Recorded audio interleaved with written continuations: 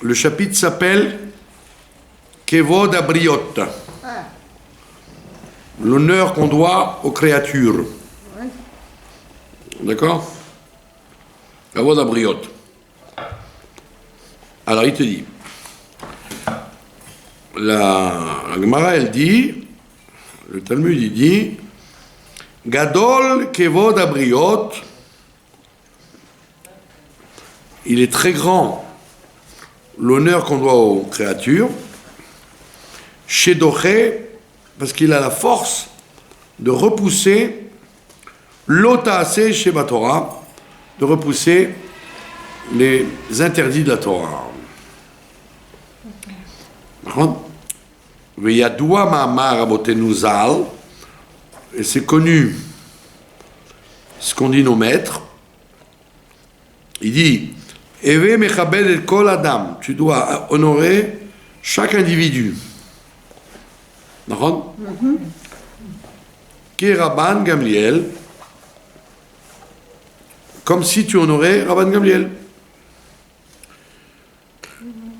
Vechoshdan, quelle estime. Et tu dois parallèlement te méfier des gens comme d'un voleur. C'est-à-dire en même temps, c'est-à-dire il y a un double comportement qu'on doit avoir avec les gens, en même temps les honorer et en même temps se méfier d'eux. C'est-à-dire pas comme les gens y croient, il faut entièrement se faire confiance. Faire confiance ou alors entièrement se méfier.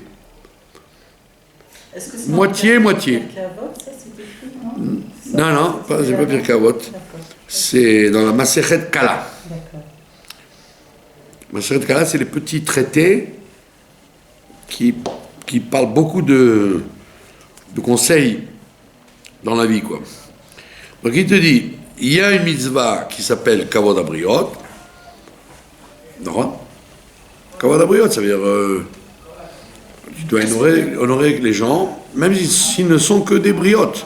C'est-à-dire non, sans regarder s'ils sont juifs ou goy ou intelligents ou bêtes. Intelligents ou bêtes, ou alors dans la Torah ou pas dans la Torah, ou riches ou pauvres, etc. Kavod Abriot, c'est la base. Ça concerne Et tu c'est tellement fort. les animaux? Non. Rien que les gens. Que les gens. Les animaux, c'est un autre. Les animaux, il y a une interdiction de les faire souffrir, c'est différent. Tout ce qui est être humain, tu dois avoir un kavod minimum. D'accord? Et il dit, c'est tellement fort que ça repousse les interdictions de la Torah, comme on va le voir. Il te donne un principe déjà de base. Tu dois honorer les gens que tu connais pas, donc. Comme si tu avais affaire à Rabban Gamliel, au prince d'Israël. Et d'un autre côté, tu dois te méfier d'eux comme si c'était un voleur.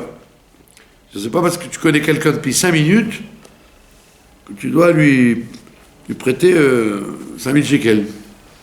Puis d'ailleurs, ah non, je ne connais pas, je soupçonne qu'il ne me rendra pas.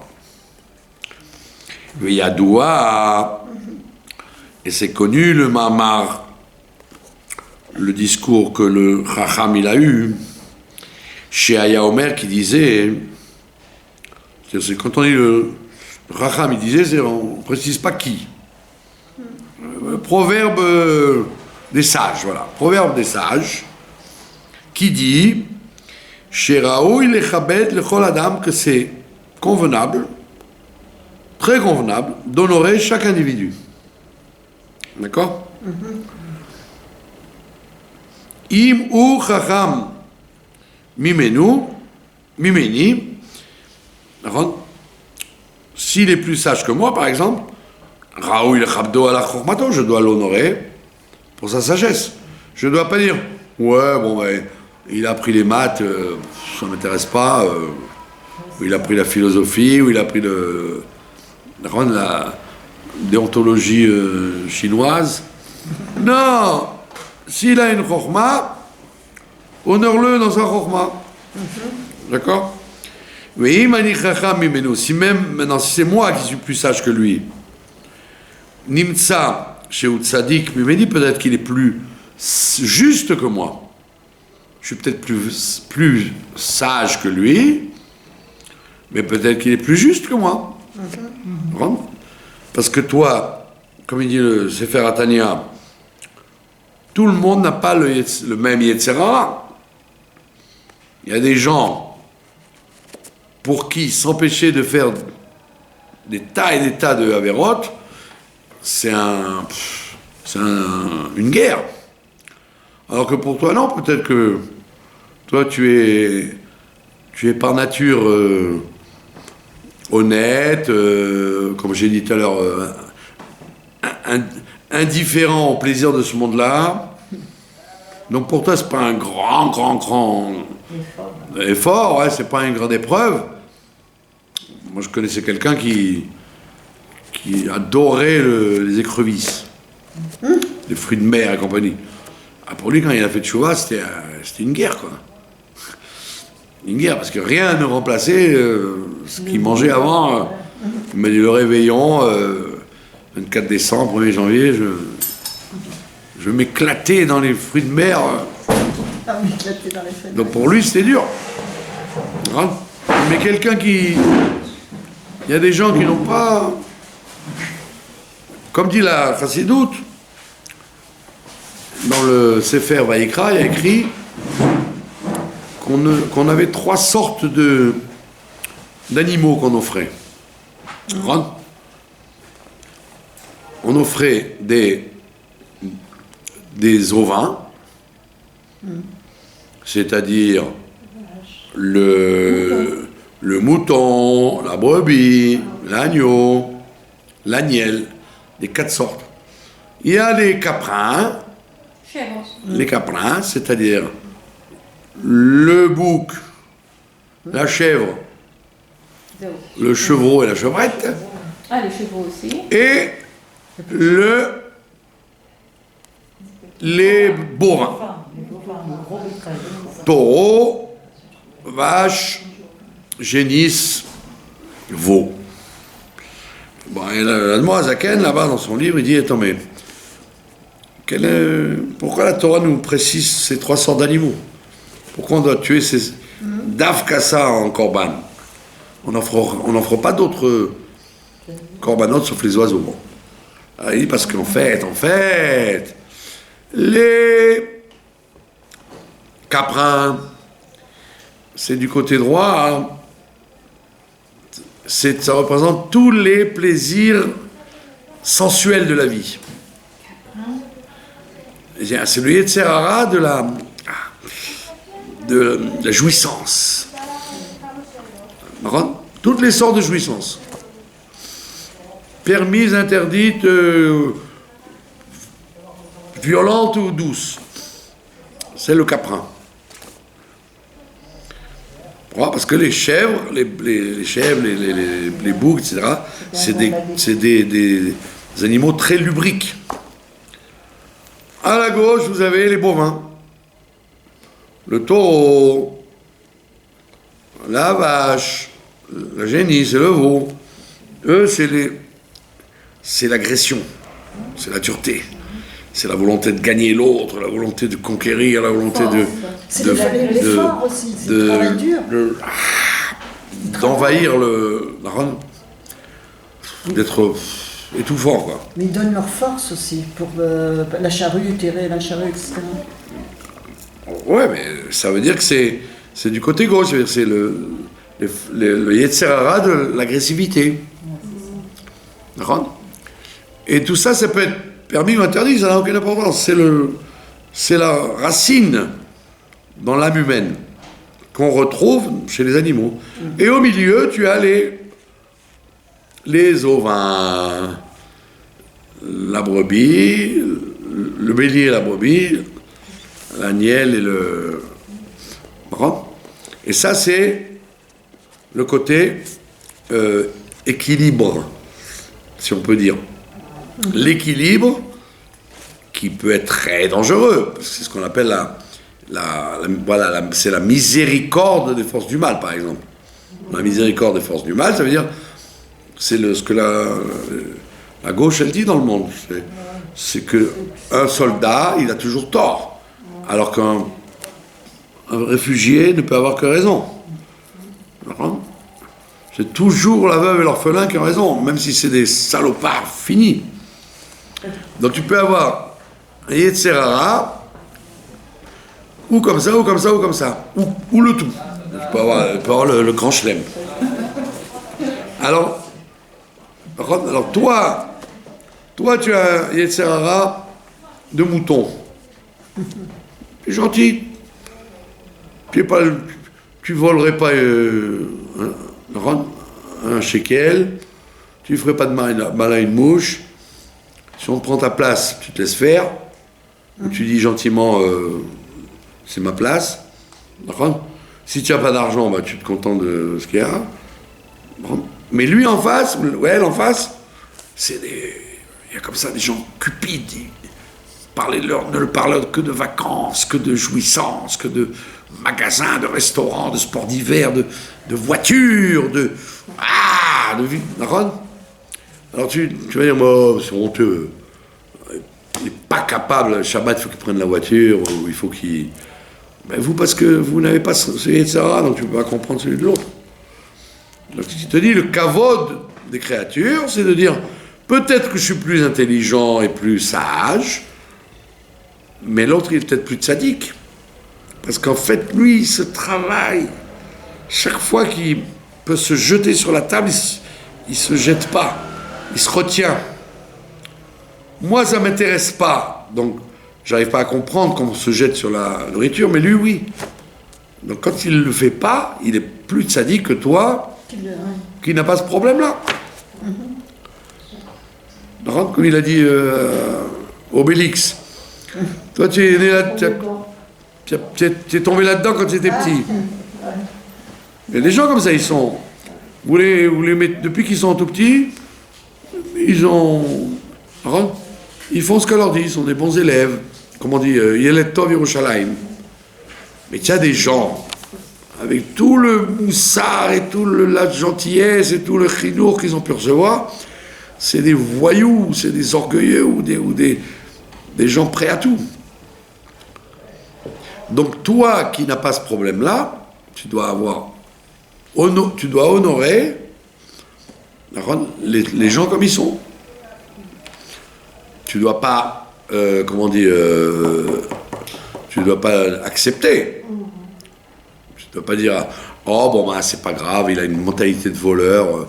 Dès qu'il voit quelqu'un, il faut qu'il essaye de lui prendre son argent.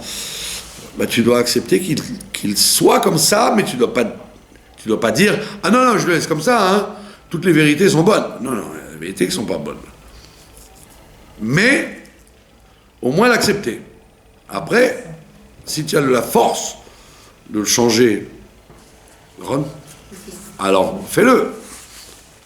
Donc le kavod des briottes, l'honneur des gens, donc qu'on doit aux gens, c'est un honneur élémentaire. Kavod à briotte. Et qu'il soit juif ou goy, hein. Chez Ani Choté Bemezid, parce que moi, quand je faute, je suis appelé prémédité quand je fais des fautes, parce que j'aurai la force de me retenir et je ne me retiens pas. Hein. Alors que lui, Veu Choté Beshogek, alors que lui, il faute, malgré lui. C'est plus fort que lui, comme on dit. Il n'a pas la capacité de se retenir.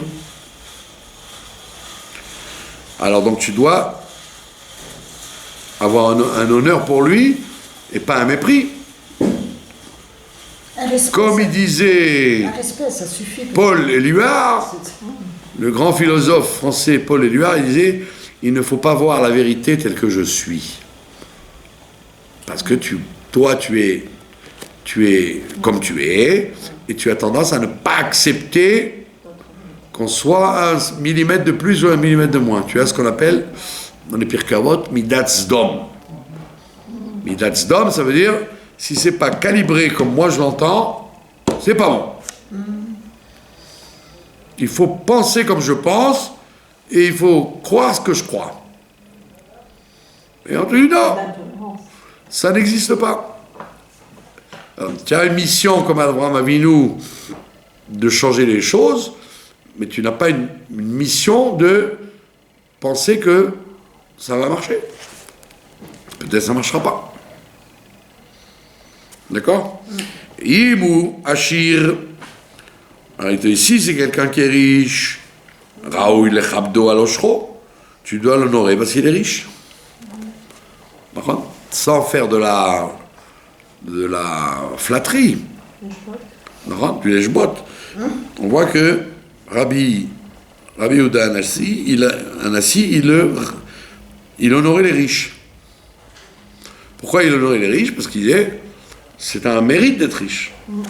C'est pas donné à tout le monde. Donc comme c'est un mérite d'être riche, peut-être qu'il est pas généreux pour autant. Pas parce qu'on est riche qu'on est bon. On peut être riche et avare.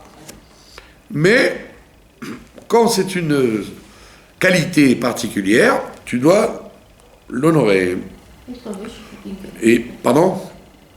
Chez Haré, il te dit, parce qu'on voit bien, Gdolé Israël, voilà, Rabbi Akiva, eux, sur eux, il y a écrit qu'ils honoraient les riches. Et regardez pas, on ne parle pas de riches malhonnêtes. C'est des riches qui se sont enrichis par des choses interdites. C'est sûr que non, il ne faut pas les honorer. Mais s'ils ont été... la chance leur a souri, comme on dit. Ils ont eu le mazal de vendre des produits qui marchaient à ce moment-là. Il y a des gens comme ça. L'heure leur a souri. C'est une bracha qu'ils ont aussi. Donc c'est une bracha.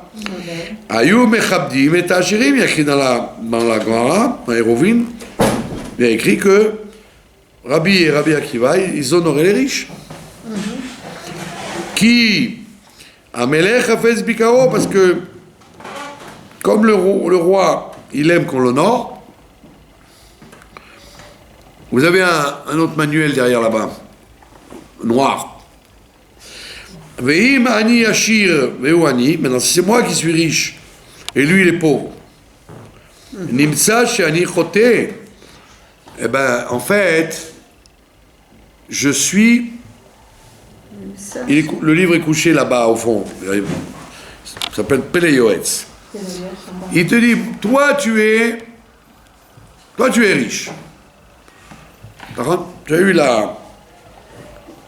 Tu as eu le mérite, la bracha d'être riche. Et l'autre en face, il est pauvre. D'accord?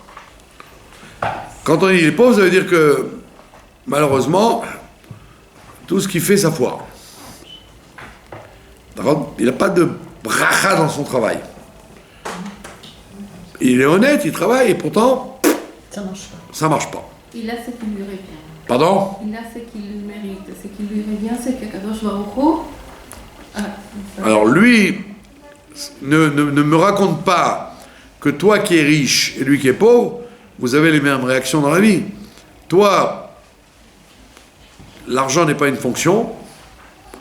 Tu achètes ce que tu veux, quand tu veux, où tu veux. Alors, tu as besoin de prendre un taxi, tu ne regardes même pas s'il va te dire 500 shekels ou 400 shekels. Et lui, 20 shekels, c'est un programme pour lui. Va-t-il s'acheter un fromage ou pas? Donc ne compare pas sa réaction en tant que pauvre avec ta réaction en tant que riche.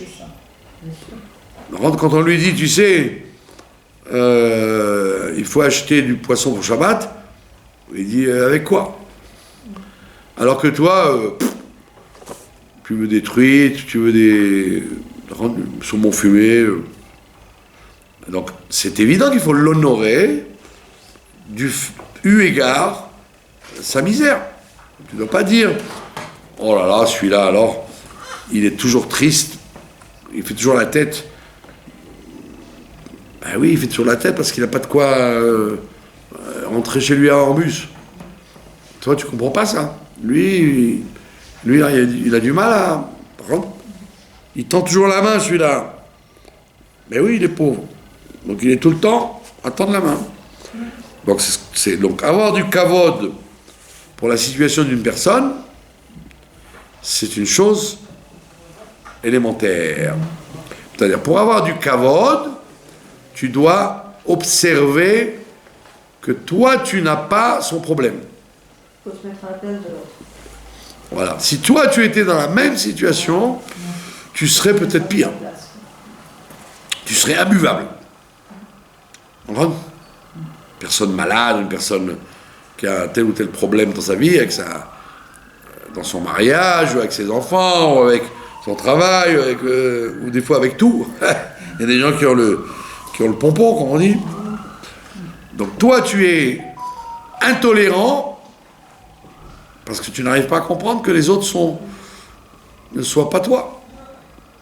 Toi, tu as la chance d'être ouvert. Tu comprends les choses, tu as été bien éduqué, tu as été grâce à ton éducation, tu es libre. Tu es libre. Mais il y a des gens qui traînent avec eux leur vieille casserole. Les casseroles les parents qui les ont mal élevés, ils traînent leur vieille casserole avec eux, des valises pleines de vieilles casseroles. Et dont ils n'arrivent pas à se débarrasser. Donc le kavod que tu dois, il est fonction de l'analyse que tu vas faire sur l'autre. Chez Eni Oseh Tzedaka, moi qui suis riche, peut-être je ne fais pas la tzedaka comme je devrais, je ne donne pas vraiment ce que je pourrais donner, alors que lui, quand il donne 10 agorotes, c'est un sacrifice. Et lui, il est plus tzaddik par rapport à toi. Ve'amru, bachas, ils ont dit dans la Gemara, Kol hayodea b'chavero sheyesh bo davar echad, tov yoter mimeno, chayav lenok bo kavod. Toute personne qui sait sur son ami qu'elle a quelque chose de plus que lui, il doit le respecter. Comme Pharaon avec...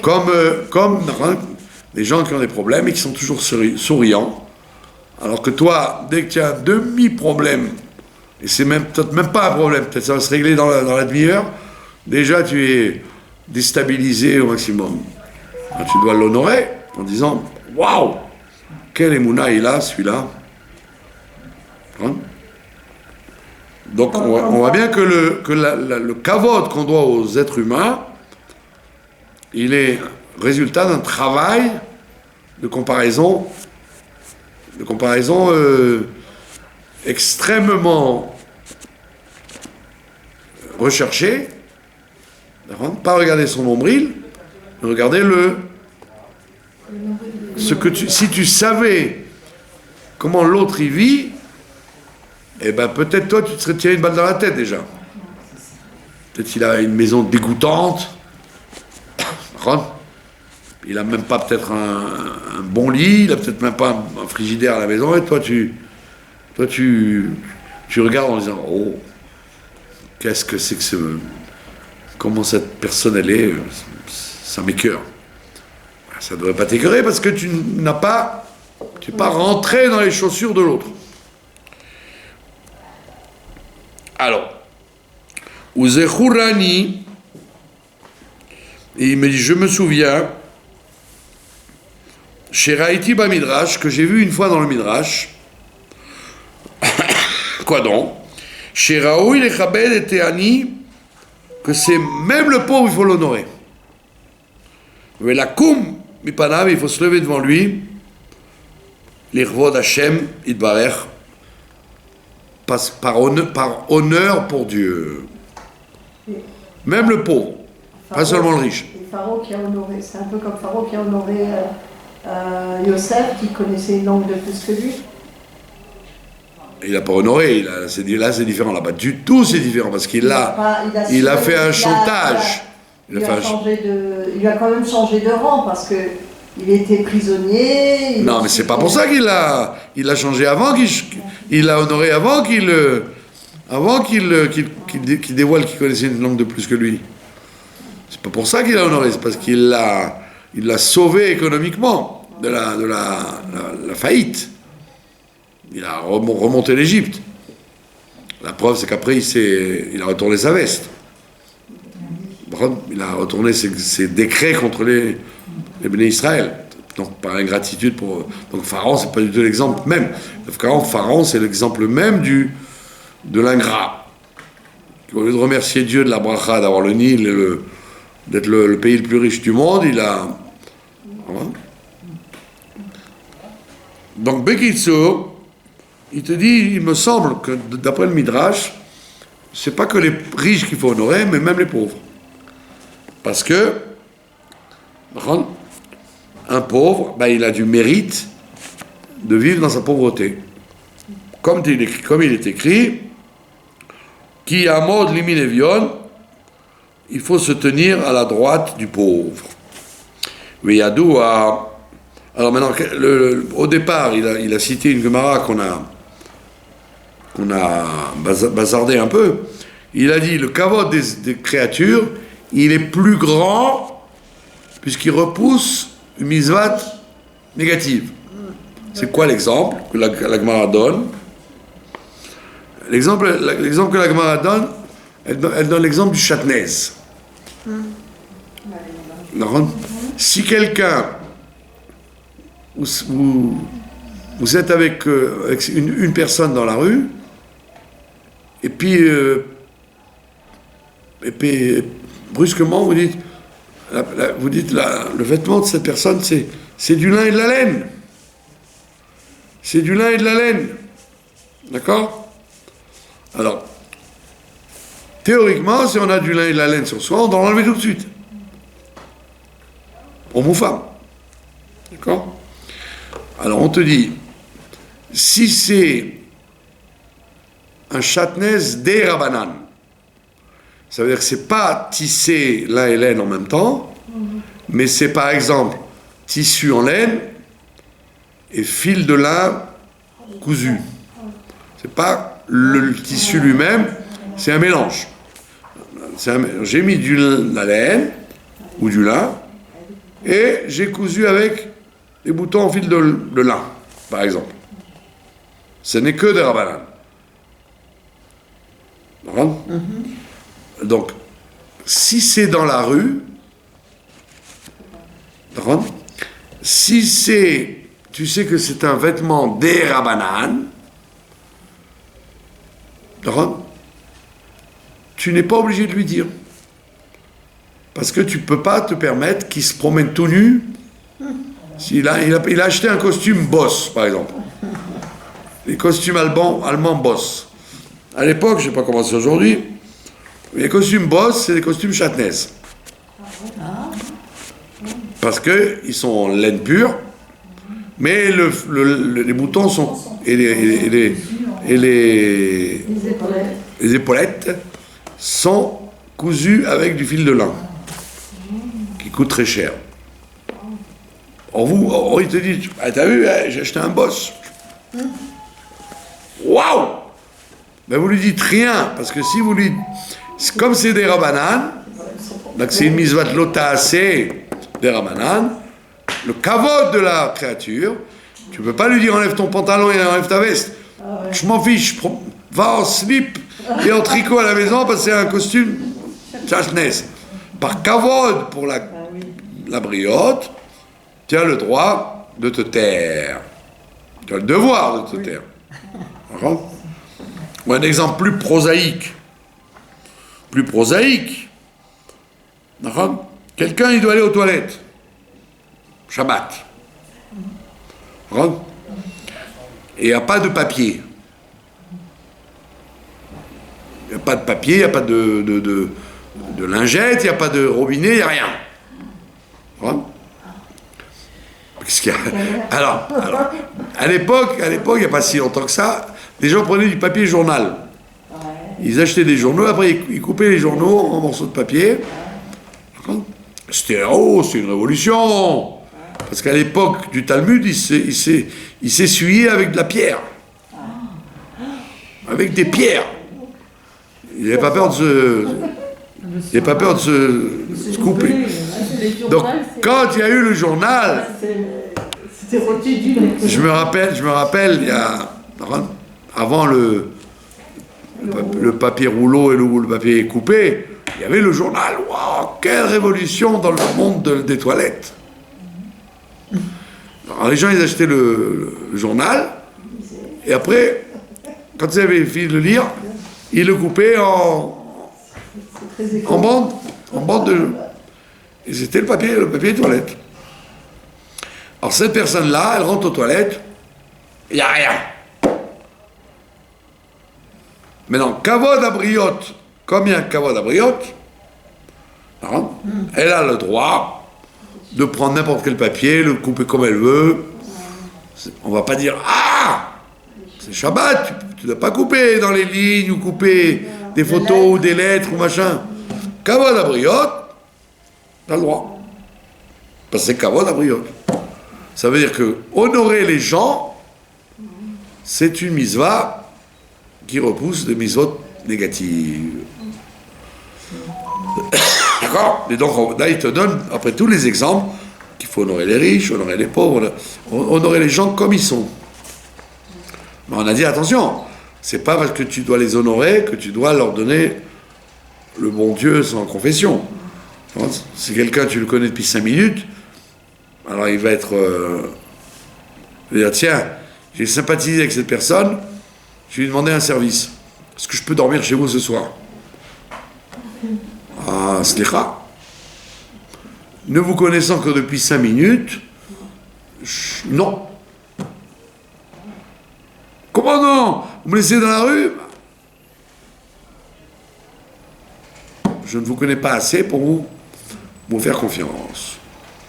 Bon, quand j'étais bête, parce que maintenant je suis moins, ben, on avait reçu des gens, et après, ben, je me suis rendu compte qu'ils avaient 5, 3 huitiers d'argent, quoi.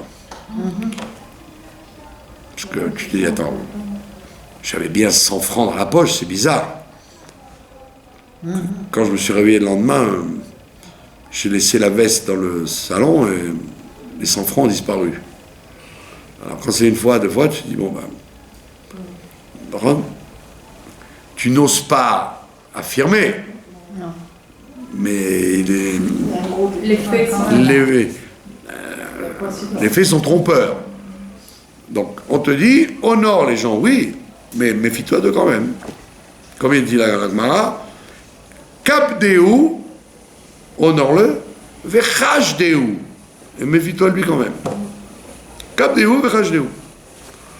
Après, quand tu as une connaissance plus sérieuse, tu as vérifié, voilà, là tu sais carrément si il faut être Rachdeu tout le temps ou Kabdeu tout le temps. Mais la réaction première, c'est faire kavod. Et il y a beaucoup de gens qui sont nerveux, ils sont en colère. Dès que quelqu'un leur dit est-ce que je peux vous demander quelque chose? Non, j'ai pas le temps. Kabdeo, honore-le, réponds-lui gentiment. Je n'ai pas trop de temps maintenant et je ne suis pas en état de vous répondre, je suis très mauvaise humeur. Gentiment. Pas dire ouais, j'ai pas le temps, passez votre chemin. D'accord? Quelqu'un vous demande un shekel, ouais, va travailler. J'ai pas envie, ou je ne peux pas, ou je ne peux pas. Donc le kavod des briottes, c'est un travail très dur parce que c'est tout le temps, à chaque instant, que tu es confronté avec ça. Essayer de prendre la place. Alors, sans arrêt, tu es confronté avec ce problème d'honorer les créatures. D'accord? Et donc il te dit, comme il dit carrément dans les Pirkei Avot, carrément, qu'est-ce qu'il dit dans les Pirkei Avot? Il dit, Ezeu Mechubad, qui est-ce qui est honorable? Qui c'est qui dit ça dans les Pirkei Avot, vous vous rappelez? Non, c'est qui sa mère préfère. Celui qui dit Ezeu Chacham Aroé et Anolad. Ah, Ezeu Chacham Alomed Mikol Adam. Qui c'est qui dit ça? aussi elle Ben Zoma. Ben Zoma, c'était un élève de Hillel. Il dit là-bas, Ezeu Mechubad, qui c'est qui est honorable? Amechabed et Abriot, ceux qui honorent les gens. Ça veut dire quelqu'un qui a de l'honneur pour les gens, parce qu'il y a des gens qui sont exaspérants, hein, donc qui sont fatigants, hein, donc qui sont toujours comment dire, arriver comme un cheveu dans la soupe quand on n'a pas besoin d'eux. Mais toi, tu les honores quand même, tu les vexes pas, etc. C'est très dur de ne pas vexer quelqu'un. Ouais, il te dit, c'est celui-là qui est honorable, celui qui fait ça. Et après, il continue en disant, Al teibaz le chol adam. Ne sois pas méprisant de personne. Ne méprise personne.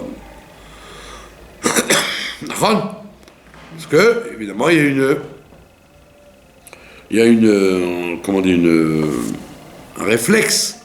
Très souvent, de se baser comment il est habillé, ou comment il est, comment il réagit, etc. J'ai une tendance à être basse. Comme les Français ils disent d'ailleurs, basé, il a basé. Altei base de Choladam, ne méprise personne. Tu ne peux jamais savoir quelle est l'utilité fondamentale que cette personne a là sur Terre. Tu n'en as aucune idée. D'accord? Tu as un voisin, je lui dis, oh là là, il fait du bruit, il dit pas bonjour. Ça ne m'intéresse pas, les gens comme ça. Eh ben, Pitom, tu as un problème quelconque, c'est lui qui est là. Alors, il te dit, Alti base de Choladam. Toute personne sur Terre, puisque Dieu ne crée rien pour rien, il a créé cet individu pour quelque chose. Alors, tu aurais tendance à dire, moi, il y a des millions de gens, je n'ai rien à faire. Alors, tous les Zoulous d'Afrique, ça m'est complètement égal s'il y a un tremblement de terre qui disparaissent tous, je m'en fiche. Al-Teibaz, le Choladam, ne sois pas méprisant, tu peux avoir besoin d'eux. Même si tu n'as aucun atome crochu avec eux. D'accord? Donc c'est un travail très dur de... Si les Pirkei Avot en parlent, c'est qu'on a une tentation d'être méprisant sur plein de gens. Un chacham, il aurait tendance à être méprisant d'un idiot. Un riche aurait tendance à être méprisant d'un pauvre. D'accord? Un pauvre, oui. D'accord? Moi, par exemple, je suis très méprisant des gauchistes. Je les considère comme des crétins fondamentaux. Mais si j'en rencontre un, à moins que par pédagogie, je lui monte dessus parce que c'est la seule langue qu'il comprenne, sinon je vais être gentil avec lui, je vais faire semblant de l'écouter. Ils sont pas tous pareils, hein. En général, c'est une maladie inguérissable. D'accord? Mais en fait, on peut être méprisant pour les terroristes, tous ceux qui veulent du mal à l'humanité, ça, on peut les mépriser. Non, là, non, si vous parlez de gens extrêmes comme ça, là, c'est même pas besoin d'être méprisant ou pas méprisant, il faut les flinguer avant qu'ils parlent. Voilà. Ouais, on parle pas de ça, on parle pas de la lie de la société humaine. Non, on parle des êtres humains. Ouais. Qui veulent décapiter. Si quelqu'un vous apprenez qu'il a voté Biden, bon, vous pouvez lui servir un verre d'eau quand même. Vous n'avez pas laissé mourir de soif. Sans mettre de cyanure. D'accord? Donc ça veut dire que le principe de ne pas être méprisant, c'est sur le rov de l'humanité. Le lotov, c'est, et c'est pas bon, celui qui fait Mishecholek Kavod la Shirim, qui a tendance à honorer les riches et de mépriser les pauvres. Il y a des gens comme ça qui ont tendance à c'est même pas volontaire, c'est instinctif presque. Qui Hachem y arrive et être riva. Parce que fais très attention, si tu méprises un pauvre parce qu'il est pauvre, un jour il risque que Dieu prenne le combat, soit son champion contre toi. D'accord? Et comme on dit chez nous, la roue peut tourner. Et que ce soit toi qui aies besoin du pauvre. Et que le pauvre risque de te dire Slicha, vous ne me connaissiez pas quand j'étais pauvre, maintenant je ne vous connais pas non plus. Vetovea el bonam, et Dieu il a tendance à faire payer leur honte. D'accord?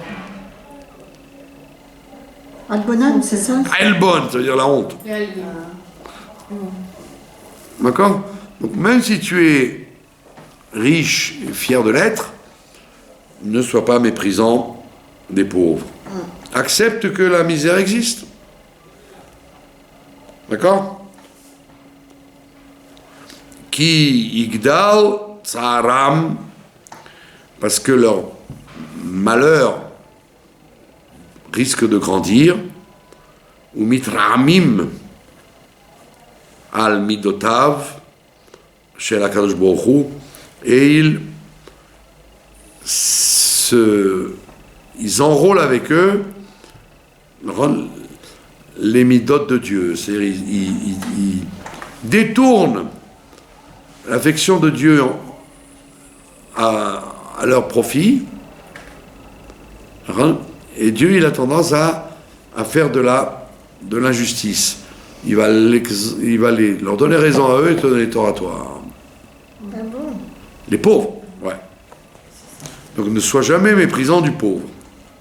Parce qu'il peut y avoir des calculs que tu ignores et qui vont te faire un jour payer ton mépris.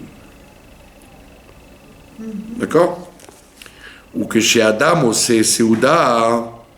Alors si par exemple quelqu'un il fait un repas, ou Mekadesh, ou Magdish, Krouav, et il consacre les tables à ses amis. Alors s'il y a quelqu'un qui vient, un pauvre qui vient, qui s'incruste, tu aurais tendance à lui dire, monsieur, dégagez d'ici s'il vous plaît, c'est pas pour vous. Mato ou Manaïm, il dit, ça sera très beau, Shiyu Mesubim, Ashirim, Imanim, c'est très beau que les riches soient assis avec les pauvres. Al Shulchan Echad, sur la même table. C'est pour ça que les gens d'avant, et les gens d'aujourd'hui encore, quand les gens ils font une askara, alors il y a des gens qui font, j'ai fait à la maison, en famille. Mais non, espèce d'idiot, la askara il faut la faire dans une choule, dans un endroit public pour qu'il y ait des pauvres qui viennent justement. Pour qu'il y ait des pauvres qui mangent. Mais ils sont venus pour manger. Ben oui, ils sont venus pour manger. Donc ne fais pas ça en petit comité familial, pour ton père ou ta mère, etc. Fais-le dans un endroit où il peut y avoir des pique-assiettes, comme on dit. Parce qu'ils n'ont peut-être pas à manger. Et grâce au fait que tu leur as donné à manger, tu as élevé l'âme de ton défunt plus qu'en invitant tes amis et ta famille. Donc c'est pour ça que les gens, quand ils font des mariages, enfin, aujourd'hui c'est difficile, mais à l'époque, ils réservaient des tables pour les pauvres. Sans demander qui. Les gens inconnus au bataillon qui arrivent et qui s'installent, et ben tu leur as fait un grand recette. Il y a des gens comme ça ça fait beaucoup de dommages, le corona là. Parce qu'il y avait des tas de gens qui vivaient comme ça. À Bnei Brak, à Jérusalem et tout. Ils vivaient chaque soir, ils avaient un mariage, une bar mitzvah, un repas prêt quoi. Et ça donne du mérite. Ben oui. Qui basé mitrabdim. Il dit c'est comme ça qu'ils s'honorent. Ils s'honorent en ayant invité des pauvres. Pas en invitant des riches, mais en invitant des pauvres.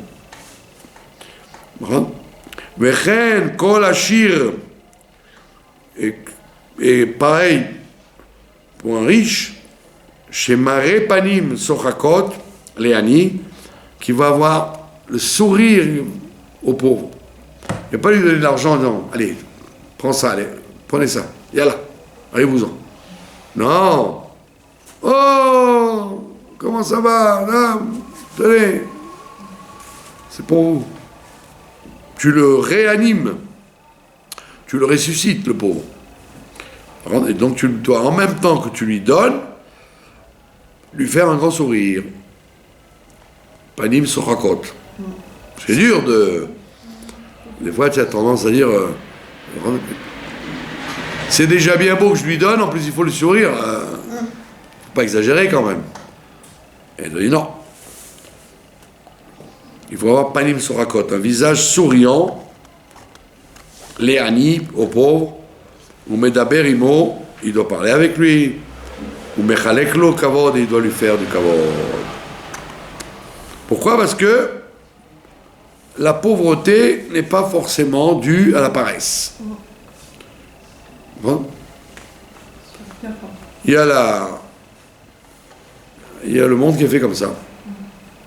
Toi, tu as eu la chance d'être du bon côté de la barricade, ben, il y a des gens non. D'accord? Les mitzvahs rabbah, yechashevlo, et ça va être considéré comme une grande mitzvah. Mais, surtout aujourd'hui, plus le temps passe, et plus cette mitzvah elle va remonter à la surface, parce que les gens deviennent de plus en plus difficiles à honorer, parce qu'ils sont de plus en plus bêtes, de plus en plus égoïstes, il y aura de plus en plus de difficultés à faire honneur aux créatures. C'est quoi une créature? Pourquoi on appelle ça une créature? Parce qu'elle n'a d'autres qualités que d'être une créature. Elle a été créée par Dieu. Tu te dis, pourquoi faire? Intelligent, elle n'apporte rien. Financièrement, elle n'apporte rien. À quel niveau ça sert à quelque chose? Hitler aurait dû liquider tous ces gens-là. Et on te dit non, il faut honorer les gens. Pas de la tarte, non? C'est extrêmement difficile. Parce que tu auras toujours des gens exceptionnels sur lesquels tu vas dire ah non, celui-là, non, je peux pas. Il sent mauvais, ou celle-là, elle m'a saoulé, elle m'a mis une tête comme ça, non, je ne peux plus l'avoir. D'accord? Qui mechayev lev nitkaim. Qui mechayev lev nitkaim, parce que Dieu, il a tendance à faire vivre le cœur des gens dans la dépression. Nitkaim, c'est les gens qui sont Medukim, ouais. Pas qui sont dans la dépression psychologique, dans la dépression de la vie, quoi. Ils sont déprimés par la vie. Il y a des gens comme ça, ils n'ont pas de... Il n'y a rien. Ils n'ont rien dans leur vie. Il y en a des milliers de gens comme ça qui n'ont rien dans leur vie. Quand ils font le bilan, c'est tout... hein? C'est tout triste. Et comment cette personne, elle se lève le matin, elle affronte la vie, bravo, kol hakavod. Mais Dieu, il réjouit le cœur des gens miséreux, des misérables. D'accord? Et comment Dieu réjouit le cœur des misérables? Grâce à toi. Grâce à toi. Donc si par exemple quelqu'un se croit intelligent, il fait une plaisanterie ridicule, tu dois lui faire plaisir. Oh, c'est une bonne blague, c'est sympathique ce que vous avez dit, ouais. Alors que toi... Il y a des gens, comme des milliers de gens qui sont inintéressants. Et malgré tout, tu dois les honorer. Parce que Dieu attend après toi pour relever le cœur des gens qui souffrent, hein, et réjouir les misérables. Ou bifrat, im krovav, si c'est des proches à lui, aniyim merudim, pardon, si c'est des gens de sa famille proche. Hein? Il y a des gens comme ça, le frère il a réussi dans les affaires, et il a sa sœur qui est une clocharde, quoi, alors rien. Alors il aurait tendance à dire, bon écoute, on n'est plus de la même ligue, hein, toi et moi. Hein? Il dit, ben, s'il se trouve que toi tu as eu cette opportunité, et que tes autres frères ou tes autres sœurs ils sont dans la misère, eh ben, sois gentil avec eux. C'est très souvent comme ça dans les familles. Les enfants n'ont pas le même destin du tout. Quand vous voyez les familles, vous dites, attends, mais quel rapport? Cet enfant-là, il est brillant, il a tout réussi dans sa vie. Et l'autre, alors, le riche aurait tendance à dire sur son frère pauvre, bon, bah, tu te débrouilles, hein. Chacun sa vie, hein. Ça, c'est très dur parce que la proximité familiale, des fois, rend plus fort le mépris que quand tu as tendance à avoir pitié d'un étranger et pas avoir pitié de ta propre famille, quoi. T'as un manque de kavod familial. Lo yehe levusha leharot shehem krovav. Et il ne doit pas avoir de honte à montrer qu'ils sont ses proches. Il y a des gens comme ça, ils font tchouva, par exemple, et leurs parents, ils ne sont pas religieux du tout. Alors, le jour du mariage, par exemple, c'est tout juste si le père ou la mère ou le tonton, on les invite, on les approche. Par exemple, les rabbanim, les gens, oui, kvod arabe, approchez-vous, asseyez-vous. Et tonton, il est venu de loin. Il a mis la kippa pour entrer dans la... Ah, tonton, ça va, ouais, Mazal Tov, hein? Il dit, non. Fais-lui kavod, parce que... Qui t'a dit qu'il est... C'est comme ça. Rak yekarev et krovav. Il doit justement, au contraire, rapprocher les gens de sa famille. Déjà, les gens de sa famille, il doit les rapprocher. Vivakram besimchatam, il doit les visiter quand ils ont une joie, et pas dire, bon, j'ai d'autres chats à fouetter, qu'est-ce que je vais faire à ce mariage? Les femmes, elles vont être habillées en tenue d'Ève, avant la faute. Qu'est-ce que je vais aller faire là-bas? Non, mais si tu vas pas, ça va être si tu vas, ça va tellement leur faire plaisir. Alors va leur dire Mazal Tov, et ne reste pas, mais au moins, ils vont dire, waouh, c'est incroyable que ma cousine de Jérusalem est venue me voir, alors que le mariage n'était pas à son goût. D'accord? Donc il dit, davantage les gens proches que les gens loin, tu dois rapprocher. Comme on a dit l'autre fois sur les guérim, les convertis qui ont des parents qui meurent ou autre chose comme ça, tu ne dois pas dire, Alpi Alacha, j'ai plus leurs parents, ils n'ont plus aucun rapport avec eux. Il dit non, qu'est-ce qu'ils vont dire les gens? Le respect des parents, c'est quand on est de la même religion. Donc tu dois montrer des signes, même si Alpi Alacha, tu n'avais aucun devoir. Comme on voit Abraham Avinu, il a quand même respecté son père, jusqu'à la fin, bien qu'il n'avait pas l'obligation du tout, puisque c'est un idolâtre, il a trahi à Nimrod. On voit bien que les filles de Lavan, Rachel et Léa, Jacob, il leur dit avant de partir, vous êtes d'accord qu'on parte? Vous êtes d'accord? Ça veut dire qu'il n'a pas dit, avec le père que vous avez, même pas en rêve, je lui demande l'autorisation de partir. Il a demandé aux filles. Parce que les filles, elles auraient dit, ah non, papa, on va pas le laisser. Un vieux monsieur comme ça, on ne veut pas le laisser, c'est honteux. Alors il les convoque et il leur dit, qu'est-ce que vous pensez qu'on s'en aille? Et c'est elles qui disent. C'est elles qui disent. Mais il nous a traités comme des servantes, il nous a vendus comme des chameaux. Donc il demande l'autorisation alors que... Parce que c'est interdit, même entre les goïms, d'avoir du mépris pour ses parents.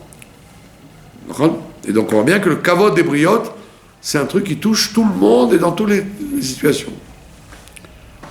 Les gens très nobles, par exemple, quand ils avaient des domestiques à la maison, des serviteurs, eh ben, ils les traitaient pas comme des chiens. Ils les traitaient Madame la gouvernante, James, est-ce que vous pouvez, James, préparer le carrosse, s'il vous plaît? Voilà. On voit bien que Kavod Abriot, c'est un klal depuis que le monde est monde, et le monde est basé là-dessus. D'accord? Et donc il doit, si c'est ses parents, il doit justement les inviter quand ils ont une joie, et quand il y a des fêtes, et c'est ça son kavod à lui. Son kavod à lui. Moi, je connaissais des gens qui n'osaient pas inviter leurs parents à Pessah, de peur que les invités voient que leurs parents ne sont pas religieux. Ils ne savent pas lire, par exemple. Ah non, si je présente, s'ils voient mon père et ma mère, ah non, oh waouh. Ma mère, il faut lui dire, maman, met le foulard sur la tête, papa, t'endors pas à table. Alors, on te dit, c'est honteux de faire comme ça. Ne ramenez pas des baguettes. Même, qu'est-ce que tu crois que les gens vont dire? Quoi, c'est ça, ses parents à lui? Oh là là. Moi, je crois que c'est des parents de tradition depuis tout le temps religieux. C'est des parents pas religieux du tout. C'est quoi ça? Ben, tu as la mitzvah de les inviter malgré tout. Et tu n'as pas le droit de dire qu'est-ce que les gens vont penser. Il y a des gens comme ça qui... Moi, j'ai connu des gens, carrément, ils ne voulaient pas que leurs enfants connaissent leurs parents. J'ai vu ça, moi, dans les Brit Mila, des machins comme ça. La Brit Mila, le grand-père arrive, le petit-fils ne savait même pas que c'est son grand-père. Il dit à son père, c'est quoi ce goy qui est rentré là? Parce qu'il n'y a pas de kippa, par exemple. Ou pas de barbe. C'est quoi ce goy là? Attends, mais oh, c'est son grand-père. Il fallait faire le blackout. Ne pas...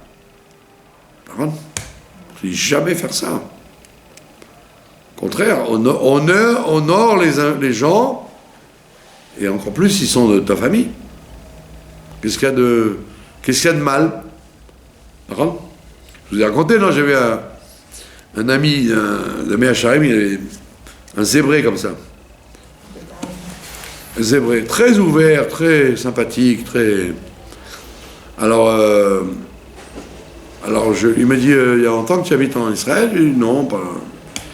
Et je lui ai dit, et toi? Il m'a dit, nous, on est arrivés après la Première Guerre mondiale. Alors il m'a dit, ma grand-mère, elle a dit à mon grand-père, ou Israël, ou en divorce. Enfin, ou la Palestine, ou en divorce. Donc mon grand-père a été obligé de suivre ma grand-mère et on s'est retrouvés ici, à Méacharim là-bas. Alors je lui ai dit, tu as de la famille en... Il m'a dit, j'ai le frère de mon grand-père, eux ils sont partis en Amérique. Ils sont partis en Amérique, ben, ils n'ont pas voulu Israël, pas du tout, c'était le désert. L'Europe, ça les intéressait, ils avaient peur, donc ils ont filé en Amérique. Ah, j'ai dit, ben, probablement ils sont ils habitent à Williamsburg, là-bas, là où il y a les Satmars et tout. Moi, je dis, non, pas du tout, ils sont goy. Ils sont pas J'ai dit, comment ils sont goy? Ben oui, mais il dit, mon grand-père était religieux, donc ses enfants sont restés juifs. Mais la troisième génération, c'est-à-dire mes petits cousins, ben, ils sont goy. Même pas juifs, ça veut dire. Même mariage mixte, quoi. Tac, tac, tac, ça a été très vite. Alors je lui dis, alors tu as des rapports avec eux? Oui, je dis, ouais, on s'écrit au Rosh Hashanah, je leur souhaite une bonne année juive. Ils me répondent en anglais, je sais pas de quoi tu parles, mais on est d'accord. Alors j'ai dit, ben tu vois, il m'a dit, moi je suis cool. Il m'a dit, tu crois que je vais te cacher la vérité? Pourquoi pas? Mais toute ma famille d'Amérique sont plus dans le système, quoi. Il n'y a que nous ici qui sommes restés grâce à ma grand-mère. Alors c'était beau parce qu'il gardait le contact. Moi, quand j'étais à Paris, je m'occupais d'un Talmud Torah dans une banlieue. Et dans le Talmud Torah, il y avait un des grands-pères d'un élève, il s'appelait Schneerson. Donc le petit-fils aussi s'appelait Schneerson. Et tous les ans, en fin Elul, il venait et me disait, regardez, j'ai reçu des vœux, regardez. Alors je vois les vœux, mais il ne voyait pas. J'ai quoi? La signature, il me dit. J'ai dit, c'est quoi? Il me dit, c'est le rabbi. C'est mon grand cousin. Il m'envoie des vœux tous les ans. C'est votre rabbi, il me dit, c'est votre rabbi. Tous les ans, il me souhaite Shana Tova. Ah, j'ai dit, monsieur Schneerson, vous avez de la chance, hein. Moi, je dis, oh, je m'en fiche, moi, vous savez. Et bon, et grâce à Dieu, j'ai réussi à le mettre à l'école Yavneh, le petit-fils. Ils ont repris le bon chemin, quoi. C'était le cousin du rabbi, carrément, Schneerson. Il faisait Kiddush, peut-être Shabbat, je sais pas, il y avait une petite base, quoi. Mais c'est beau que le rabbi pensait à lui envoyer des vœux de Rosh Hashanah. Alors que c'était pas du tout un juif orthodoxe. Hein. Quand j'ai vu d'ailleurs sur la liste les élèves jouer à Schneerson, j'ai demandé au père, il m'a dit oui, je crois que, parlez avec mon père, il va vous dire, je crois qu'on est en parenté avec votre rabbi là de New York. Je crois. Hein, et quand, pour la petite histoire, quand la rabbinite est partie, en Kavbet Shvat, en 88, ils avaient, comme le rabbi, qu'est-ce qu'il allait faire avec tous les bijoux? Il n'allait pas les mettre. Alors, elle avait des bijoux, la rabbinite, la femme du rabbi, elle avait qu'elles avaient accumulés avec le temps.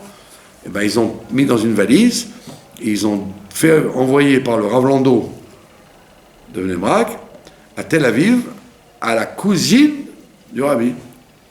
C'est la seule femme qui restait vivante, qui pouvait... Donc ils ont frappé à la porte, une délégation de Rav Lando et de Rabbanim, dans une maison de Tel Aviv très chez les poètes là-bas. Dans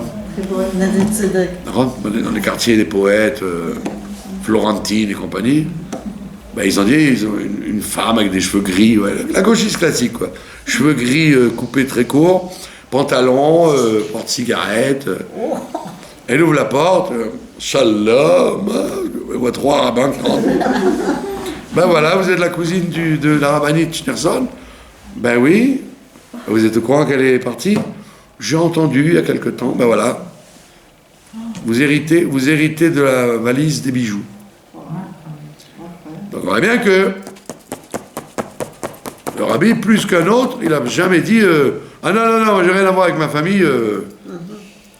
J'ai rien à voir avec tous ces gens-là, moi. Hein. Je suis orthodoxe, moi.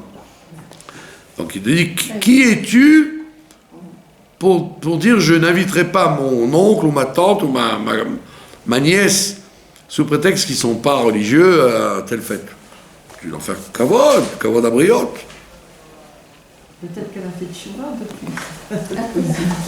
Quand elle Je sais a pas. reçu un tel cadeau. Je sais que quand elle est partie, la brave dame, quand elle est morte, le Rav Lando, il a fait aussi une guerre pour l'enterrer dans un quartier juif, un carré juif. Hein, parce que Cette dame-là, ouais, c'était pas leur tasse de thé. Hein. Il y a des Israéliens, il y a aujourd'hui un poète qui est mort là. Zach, il s'appelle. ah oui. Et ils ont précisé à la radio que c'était un enterrement laïque entièrement. C'est-à-dire, il n'y a eu ni Kaddish, ni rabbin, ils ont mis de la musique à lui, quoi. Des chansons à lui. Déjà le bout de pain. Alors que même l'autre tordu, là, Tommy Lapide, quand il est mort, ils ont mis My Way de Frank Sinatra pour accompagner le cercueil. Par contre, et en cachette, la Créva Kadisha, elle a quand même fait un Kaddish secret, indépendamment du fils Yair. Il y a eu au moins ça, quoi. Alors les gens m'ont dit, tu te rends compte? J'ai dit, quoi tu te rends compte? C'est déjà une bracha qu'il soit enterré et pas incinéré. Il y a d'autres ils auraient dit, jeter mes cendres dans la mer. J'ai dit, remercier le ciel déjà qu'ils aient accepté l'enterrement des enfants de Noach. Donc tout ça, c'est pour dire que il faut honorer les créatures, les proches et les lointaines. Vous n'auriez pas imaginé que c'était si important que ça, le kavod abriot. Hein? On croit que c'est un truc... donc c'est très important. Une caissière, un employé de banque, un kavod abriot. Ça, on vous a dit, il faut pas être... On vous a pas dit qu'il faut leur embrasser les pieds aux gens. Mais il faut honorer les gens comme ils sont. Et nous finirons avec ça. Véraou, il a Adam. Il est très convenable pour l'individu. Sheyebo midat kono. C'est quoi ça? Marran. Midat kono. Quand il a un peu de conscience de son créateur, Sheu mechabev et aniyim, qui doit d'afka affectionner les pauvres, ou mevaker otam, et aller les visiter s'ils en ont le besoin, comme c'est écrit dans Ishaïa, Ani et daka eshkon. Moi, je réside là où il y a de la tristesse. Là où les gens sont pas bien, se sentent mal, c'est là que je réside. Ne crois pas que je réside là où il y a de la bonne humeur et du 100% réussite. Là où il y a de la... À Paris, j'avais un voisin, avant que je parte ici, mon voisin de palier, quoi. Il s'appelait Monsieur Collin. Monsieur Collin. Donc, un très vieux monsieur qui avait traversé la guerre avec sa femme, et tout le temps, on l'invitait. Ah, pardon? C'est un goy. Alors, on croyait que c'était un goy. Très gentil, tout ce qu'on veut, très bien élevé, sa femme aussi. Sa femme est morte, etc. On l'invitait. Idbarer, comme on dit chez nous, qui s'appelait Monsieur Cohen. Ce Klein, il s'appelait, c'est un juif. Cohen en plus. Colin, il a transformé en Colin. Waouh! Alors du coup, on l'invitait le Shabbat, il pleurait à chaudes larmes. On faisait kidouche, il mangeait des chalotes chaudes avec le tchoulin, les machins, il devenait comme un fou. Il a repris vie. En plus, il était tombé amoureux de ma fille, qui était toute petite. Et quand on est parti en Israël, il avait des larmes. Je sais pas ce qui est devenu. Quand les caisses sont... Quand ils emmenaient les caisses, pour lui, c'était déchirant qu'on s'en aille. Nous, on était jeunes, on avait... là, j'avais 26 ans, 25 ans, 27 ans. Et lui, c'était un très vieux monsieur. Et il a repris la vie grâce à ça, quoi. Shabbat, on frappait à sa porte, on disait Monsieur Colin, on va faire Kiddush, Shabbat, Shabbos. Alors il venait et tout. C'est pas ce qu'il Non, ni il savait prier, ni il savait rien du tout, quoi. Il mettait la calotte, il attendait le. Rien, je ne sais même pas s'il se rappelait de quelque chose. Mais manger des chalotes chaudes et boire du Kiddush. Et puis en plus, on avait toujours des invités, des jeunes, des trucs. Hein. Ils découvraient, quoi. Je vous dis, quand on est parti, il avait une peine. Mais alors, une peine. On s'est même dit, on va l'emmener dans la valise. Donc, il faut honorer les gens, même s'ils ne sont... Surtout quand ils sont dans la tristesse, parce qu'il dit, le bon Dieu, je réside là où il y a de la tristesse. Il y a Doua, et c'est connu chez Retsono, chez la dame, Zéo Kvodo. C'est connu que la volonté de l'homme, c'est ça son kavod. Mais Raoui, les raids, le Sofdat, Kol Echad Ve'echad Ve'lasot Retsono, c'est bien, c'est très bien de descendre dans la volonté de chacun, dans la mentalité de chacun, et de lui faire plaisir. Hein? Faire plaisir. Tu vois un goy, si c'est pas un rachat qui soutient les nazis ou les Palestiniens, un goy pas shoot dans une banlieue paumée, hein? Il aime bien parler de football ou de sport d'hiver, fais-lui plaisir, 5 minutes, tu lui dis ah ouais alors ils ont gagné ou pas les Limoges, ils ont gagné ou... Oh bah oui, ils ont gagné 3-0. Ah bah ça me fait plaisir, moi aussi ça vous fait plaisir. Allez, au revoir monsieur Durand. Les Chabel et Tabrios, ça veut dire leur rentrer dans leur mentalité et s'habiller dans leur ce qui les intéresse, quoi. Pas dire écoutez, soyez gentils, on n'a rien à voir vous et moi, hein. Vous vous occupez de football, moi de Guémara, on n'est pas de la même ligue. Non, lui faire croire que, pas hypocritement, c'est pas d'hypocrisie, c'est de la, comme Dieu il descend dans chaque mentalité, tu dois accepter chaque mentalité. D'accord? Vesheyevatel retsono mipnei retson acherim, et donc l'homme doit s'habituer à annuler sa volonté devant la volonté des autres. D'accord? Comme quand les gens ils faisaient la soukha, eh ben, ils disaient aux goïm, voilà, pendant 8 jours on va faire la soukha, on va pas vous déranger, c'est pas pour tout le temps, mais on va peut-être chanter un peu fort, il va y avoir de la lumière un peu tard.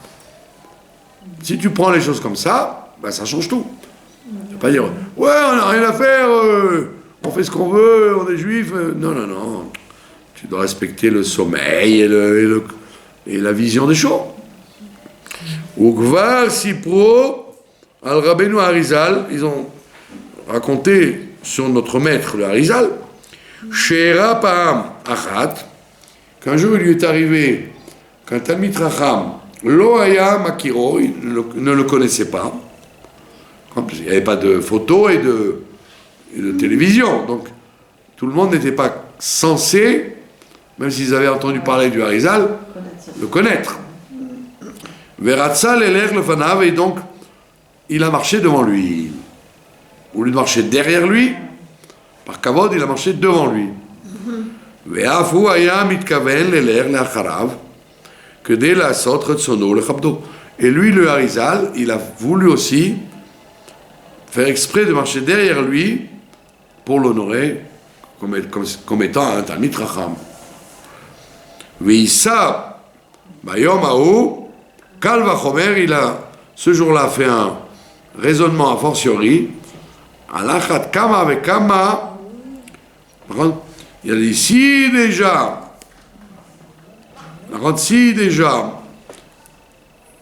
moi j'ai appliqué ce principe d'honorer quelqu'un qui ne me connaît pas, en lui faisant plus d'honneur qu'il n'aurait mérité. Parce s'il m'avait connu, c'est sûr que c'est lui qui aurait dit marchez devant, je vous en prie. Donc il te dit, il a fait un raisonnement vis-à-vis de Dieu que comme on doit honorer Dieu, on doit honorer les créatures, quelles qu'elles soient, chacune en fonction de son étage, et de son état et de son niveau. Voilà, donc retenez donc, dans la période dans laquelle nous vivons, que de plus en plus les gens deviennent des briottes. Ni ils réfléchissent, ni ils ne savent plus où ils habitent. On vit dans un monde de pagaille totale. Et bien justement, il faut de plus en plus prendre sur soi d'honorer les créatures comme elles soient. Ça va avoir une force de comment on dit, de sauve-la-noute, de tolérance. Avec les jeunes, avec les vieux, avec les goïs, avec les juifs. Voilà. Est-ce que vous avez des questions à ce cours? En fait, c'est le dereret, c'est ce qu'on appelle aussi le dereret. Ça fait partie du dereret, et on aurait cru que quand vous avez un certain niveau spirituel ou social, ou vous auriez tendance à dire moi je me déconnecte, j'ai rien à voir avec le monde. On dit non. Même quelqu'un qui vide les ordures, ou quelqu'un qui... Voilà. Quand vous allez dans un hôtel, dites bonjour à la dame qui nettoie la chambre. C'est une pièce, voilà, c'est ça. Vous avez compris? Et c'est comme ça, et on sauve comme ça des gens. On fait des choses extraordinaires, on sauve l'humanité. Voilà, ce qu'on appelle kavod abriot, honorer les créatures.